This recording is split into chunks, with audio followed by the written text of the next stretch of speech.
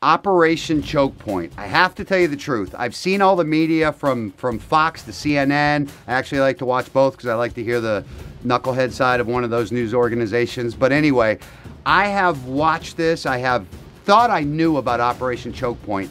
And I kind of watch these news articles and I think, you know, it's some kind of whack conspiracy theory. I think, you know, it's one of those things I've always ignored. And I thought everybody at home is ignoring it as well, because there is no media outlet that is explaining this in black and white terms. So in this episode, we are going to explain this in black and white terms. And this is so unbelievably important. I can't believe there's not more press on it. And I can't believe that someone isn't in trouble, getting impeached, or whatever happens to government organizations that literally try to go behind the public's back, making backdoor gun control just to put the screws to us, the American people, tanking our economy at the same time, not thinking about a single thing. I can go on and on and on.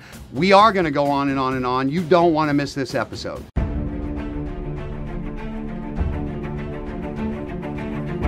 I'm Blaine Anthony. You might know me as the Bear Whisperer.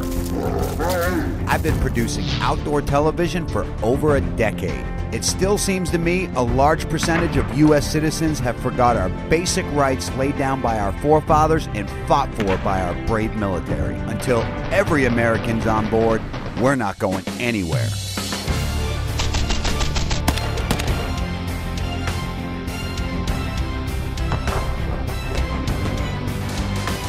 Yeah, we have some fun on the show, but nothing is ever held back, and we show you the way it is.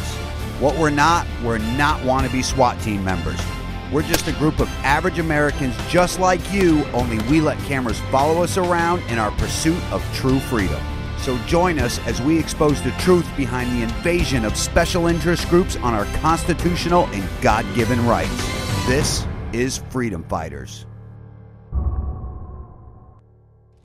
In 2013, the Department of Justice issued a directive to the FDIC to choke out, hence the Operation Chokepoint, all business dealings with companies that dealt with firearms and ammunition. It's a straight-up backdoor approach to gun control. Okay, so basically what we're going to do is we're going to Blainerize this. This is a term that Jeff and Adam came up with because I'm such a simpleton and I can't understand everything or anything that they say. So we're going to Blainerize this so that you don't have to deal with the media, the TV. They sugarcoat, they put all kinds of garbage, they wrap this up, they make it confusing. It's not confusing. When I was reading it online, my jaw was down here. So basically, the Department of Justice requested that the FDIC put pressure on the banks to stop doing business with so-called questionable businesses, which includes firearm and ammo-related businesses. Now, the FDIC, who are these guys? These are the guys that insure all the money that you have in the bank. You'll see it on, like, every bank you go in, you'll see a little sticker on the door that says, you know, FDIC insured. These guys are everywhere. So let me get this straight. This starts with our own government. So our government, the Department of Justice, puts pressure on the FDIC, which the FDIC insures all of the money in the banks. So the FDIC says, Mr. Bank, do not do business with firearm and ammo-related businesses. If you do, we will no longer insure your bank. So essentially leaving the banks no choice but to quit giving loans, lines of credits. They won't even let firearms and ammo companies accept credit cards anymore, putting that much pressure on them to essentially drive them completely out of business. So these gun-grabbing politicians have tried numerous times just to ban guns, and it ain't gonna happen. So what do? They take a backdoor approach and try to shut down these retailers and these dealers and all these business guys that are in the firearms industry. Just another way to create gun control without calling it gun control. And there's nobody stopping them. They went around the public's back, they did it behind their back, they did it behind Congress's back, and Congress is pretty ticked off about it too, as we are as Americans. So once all these Operation Chokepoint rumors started surfacing, even Congress launched an investigation. The House of Representatives calls it the Department of Justice Operation Chokepoint, illegally choking off legitimate businesses. I've got the actual report of the findings from the Oversight Committee. These are not our words or our opinions. These are the findings from the Oversight Committee. The Congress wrote this. Here are some of the key points. Operation Chokepoint was created by the Justice Department to choke out companies the administration considers a high risk or otherwise objectionable, despite the fact they are legal businesses. High risk, gun shops, high risk, think about that. Operation Chokepoint has forced banks to terminate relationships with a wide variety of entirely lawful and legitimate merchants. These are the people that do things correctly, that have all of the licenses. These are the high-risk people again. The department is aware of these impacts and has dismissed them. Internal memoranda on Operation Chokepoint acknowledges the program's impact on legitimate merchants. Again, we're talking licensed, legitimate, legal businesses that have been around forever, that have their money, their savings, their families invested in this. Somehow these are dangerous or threatening businesses. This is serious. They want these businesses choked out, literally choked out, for one purpose: so people cannot do business with a firearms company, so people can't buy firearms. The department lacks adequate legal authority for this initiative. Obviously, who has to say that? These people have businesses that they've established over years, some of them 50 or more years old. They're licensed by the federal government. This doesn't affect just the businesses that they're targeting. As bad as that is, it affects everybody. It affects their employees, it affects the economy, it affects the cities, it affects everything. And the bottom line is they don't want you and they don't want me to have access to firearms. That's why they did this.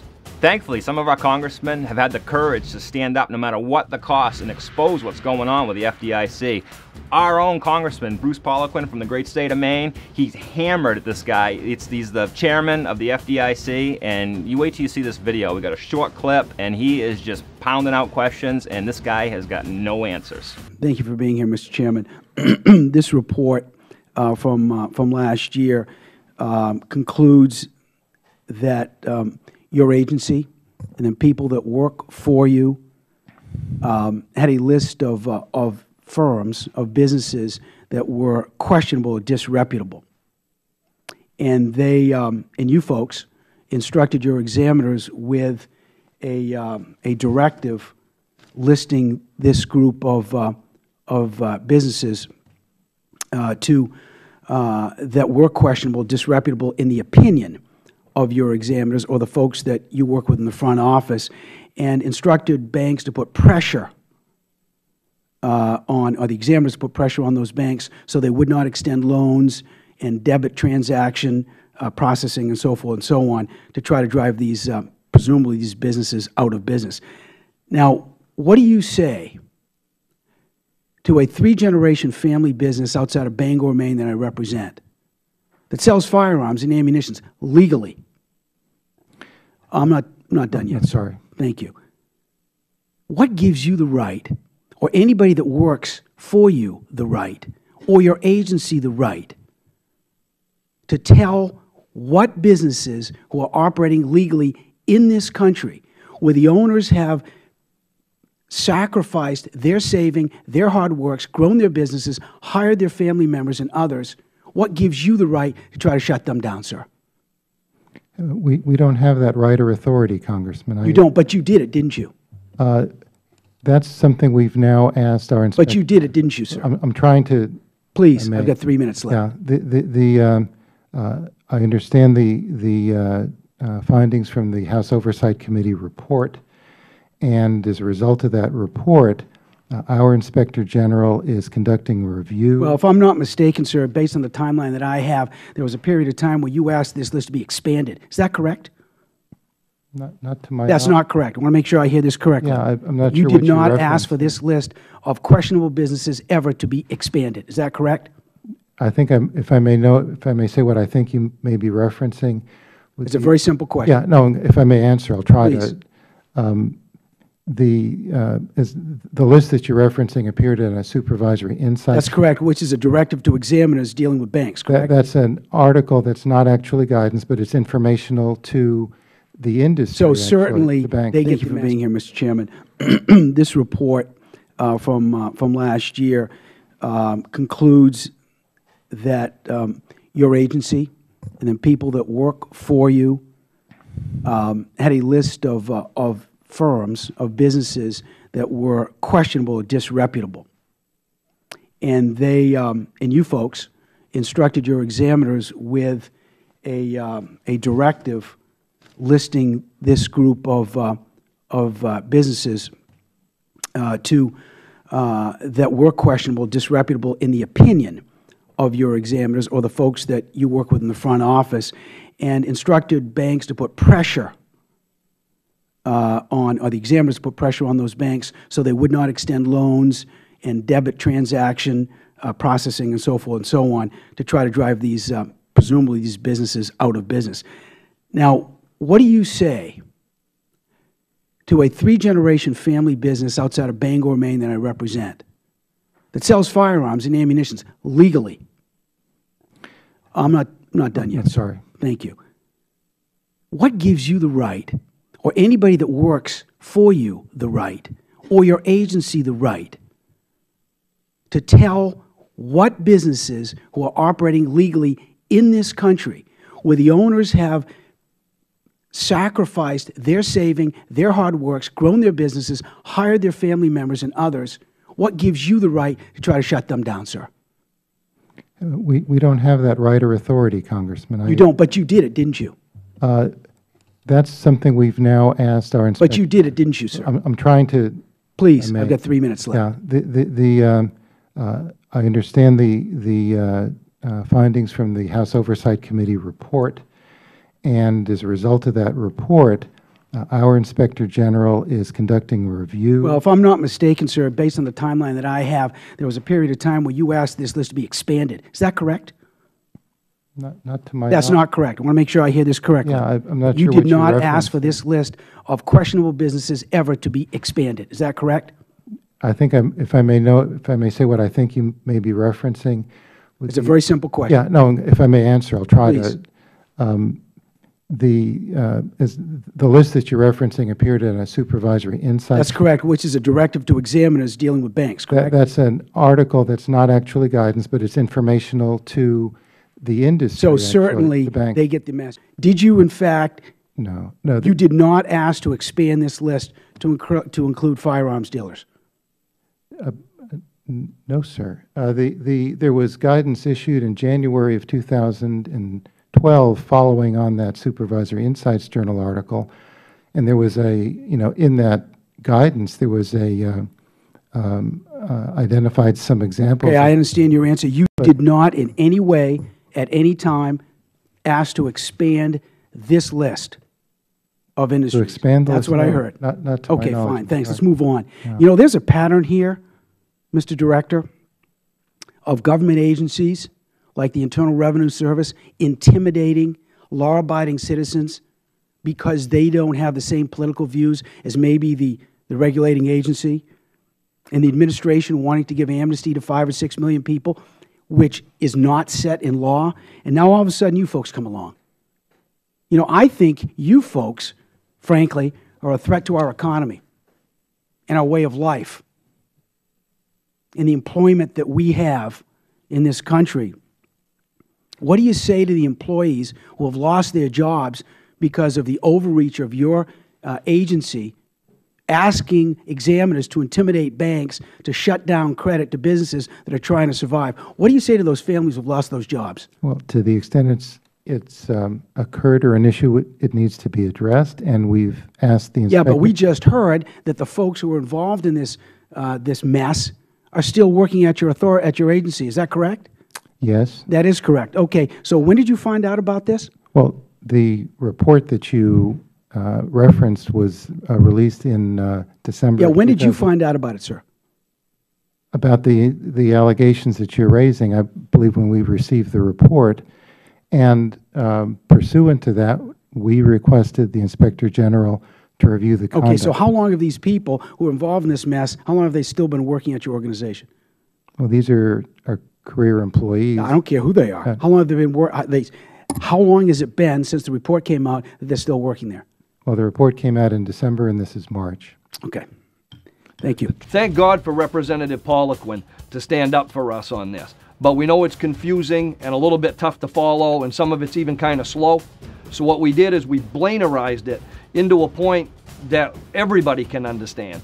This is what happened in that hearing. Mr. Gruensberg, it has come to my attention that because your gun-grabbing politicians can't just ban guns outright, you've directed them to just choke the life out of these firearm businesses. Is this true, sir? If I speak low and quiet, this freshman politician will forget what I'm saying and he'll go away. Wonder if the maid picked up my dry cleaning. Excuse me, sir. I only have 3 minutes. Can you please just stay on topic and try to answer my questions? God, well, what am I doing here? I don't... There's no place like home. There's no place like home. There's no place like home. Who's this guy think he is?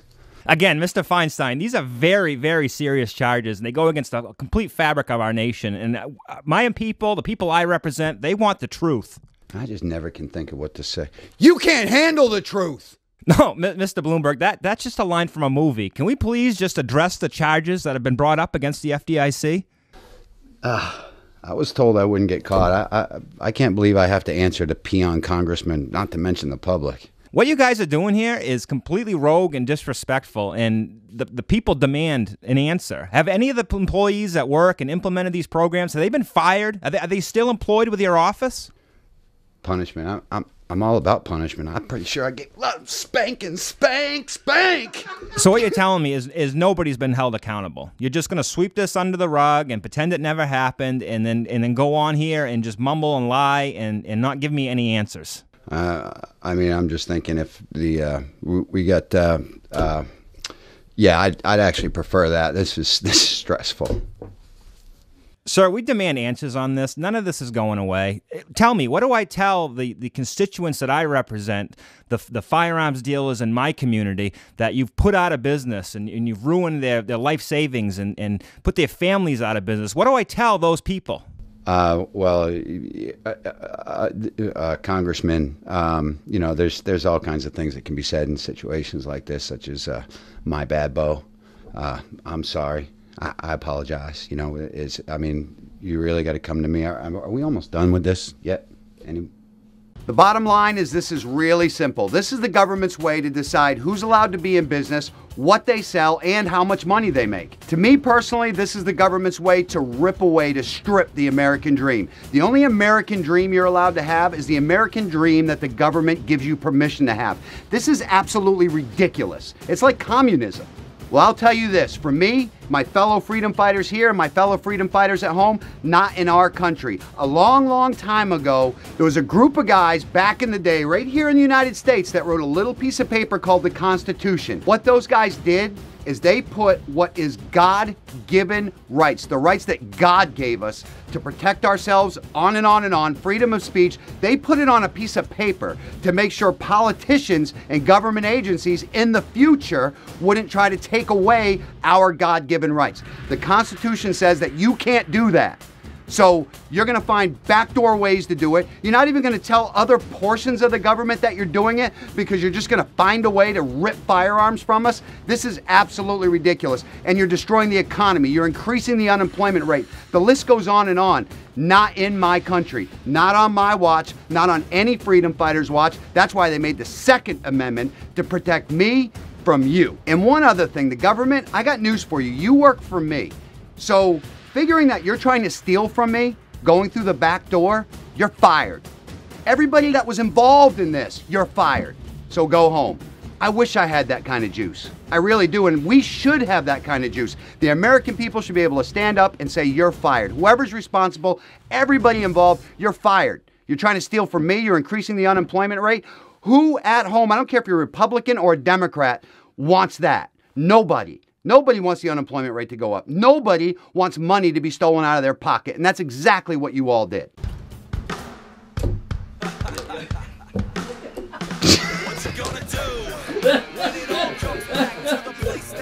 Sure, I get spanking, spank. Staying